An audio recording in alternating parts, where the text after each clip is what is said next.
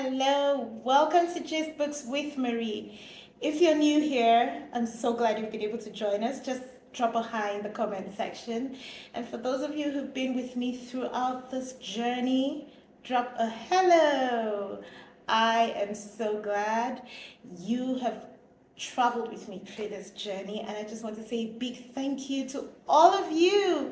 We made it to 100 subscribers and counting. Thank you so very much. I don't take that for granted. So, what are we here to gist about today? A very interesting one. Stay with me.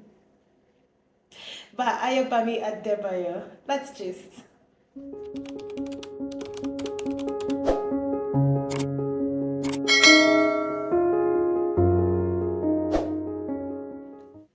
Now, if you're looking for a really exciting novel, a page turner, a novel you think you are not ready to put down once you have started reading, then this is the book to pick up. Woo!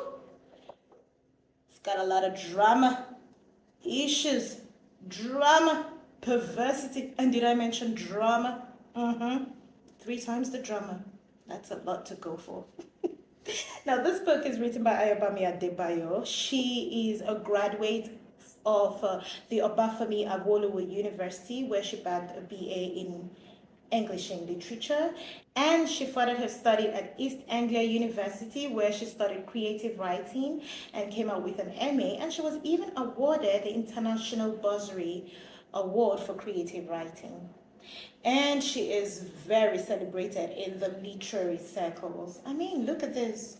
Winner of the 2018 Nobel Prize for Literature. Enough said.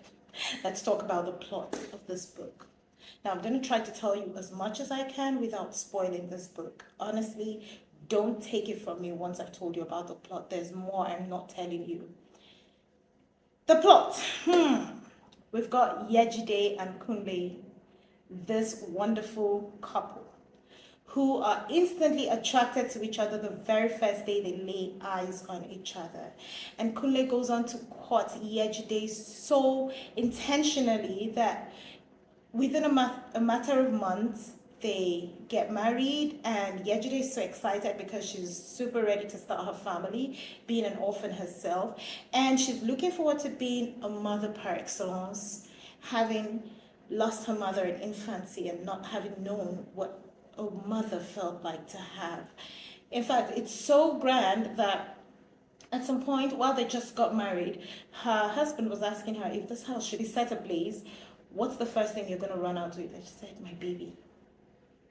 They had just gotten married, and she was already talking of babies. And 4 years later, as the novel unravels, just about the time we begin to read, we see that these lovebirds are still without a child.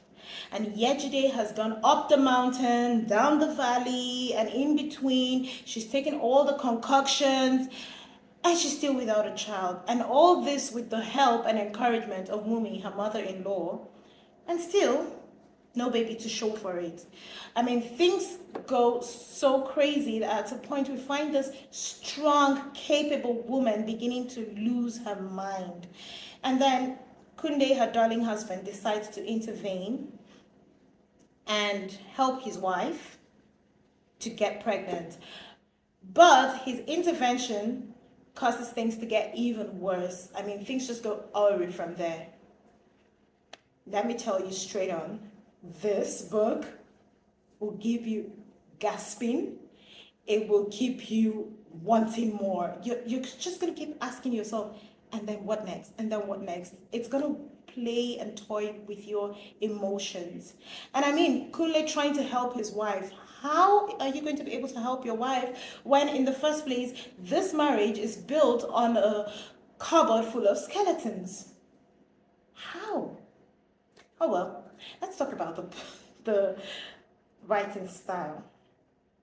Now, Ayobami does something really interesting here with this book. She tells a story from a dual perspective. The novel itself is divided into 4 parts.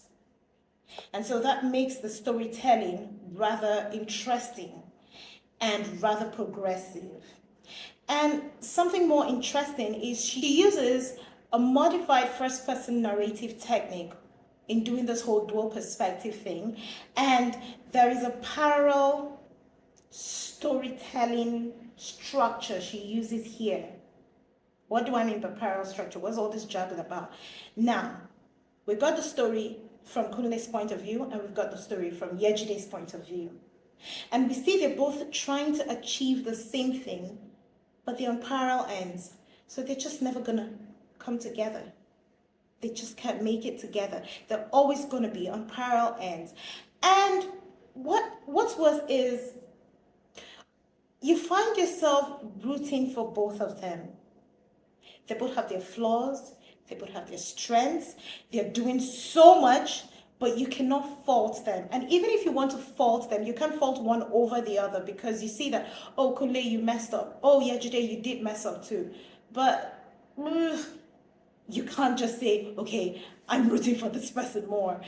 That's the beauty of the whole dual perspective. And I find that really interesting. It makes it so beautiful that at the end of the day, you just take these characters away with you. Even after you've closed the book, you find yourself reminiscing, because they are very relatable. Now, there are other characters in the story that I'd like to mention or talk about. First is Mumi, Kunle's mother and Yejide's mother-in-law. And then there's Dotun, Kunle's brother, who plays a very interesting role in this novel. And then there's Fumi. Her introduction into the lives of the couple is that little catalytic thing that just gets everything, gets the ball rolling, just messes up their lives, sort of, and puts them on this part where they're fighting so hard to hold on to something. I mean, Ayobami just paints a beautiful story of the length people will go to have and to hold, irrespective of what it is they are trying to have and to hold. It could be a person or a love interest. It could be the desire for something, but the length people will go through to have and to hold. And there's a side character I must mention, because though she's a side character, she happens to be my favorite character, because she happens to be the only character that is not selfish like all the other characters. She's more selfless. She thinks more of others, whereas others are just trying to achieve their own means and ends. She tries to protect or help the people she cares about, and that is Iyabolu. And I find her such a sweet character. I mean, at first she's introduced to us and you think, ugh. And then later you think, aw. I mean, she's a sweet character. So that said, I mean, I love how the author just utilizes some beautiful elements like euphemism and antithesis in narrating the plot. Now, the novel is predominantly set in Ilesha, which is in the western part of Nigeria. And so, of course, we've got most of the characters being Yoruba. But that just helps us see certain beliefs of these people, which the author explores as she does the story writing. Now, I had to take note of some things she did here. She uses storytelling, where parents would tell stories to their children and sing songs to them. She incorporates it into the novel. And then there's the use of slangs and the Yoruba language. And of course, I already mentioned the use of euphemism. I found that very interesting and it got me laughing. There's this part where Iyabolu and another auntie are talking about the piso. I'm not going to say much about that any longer. Just pick up the book and go to page 158 and you will read about the piso. Of course, you have to start at page 157 to understand that part. And then there are other things, but let's not go into all of that. That said, I must warn you, this book is going to take you on an emotional roller coaster ride. You'll find yourself humored, you'll find yourself saddened, you'll find yourself angered, you'll find yourself hopeful. I mean, it's all there in the mix. I would read the book sometimes and I would just guffaw. And then there were other times I'll be like, where did that come from? I did not see that coming. And this is the interesting thing. The author actually made use of prefiguration at some point in the novel. But for the love of me, I did not see it coming. Even the cover page tells a story. I did not see it coming. I'm just going to stop there so you can be as clueless as I was. There are so many themes touched on in this novel. Of course, first off is the theme of infertility, and there's the theme of societal demands on married couples. Let me read something here. Yeah, I don't hear that part. Can you imagine? Olomololaye. I hope I said that right. He who has children owns the world. Now, this is the pressure people put on married couples. It's like, you get married. It doesn't matter if you want children or not. We are waiting. We are waiting. Just bear the children. And see. And that's the pressure that just puts. I mean, yes, Yejide also deeply and thoroughly wanted a child, right?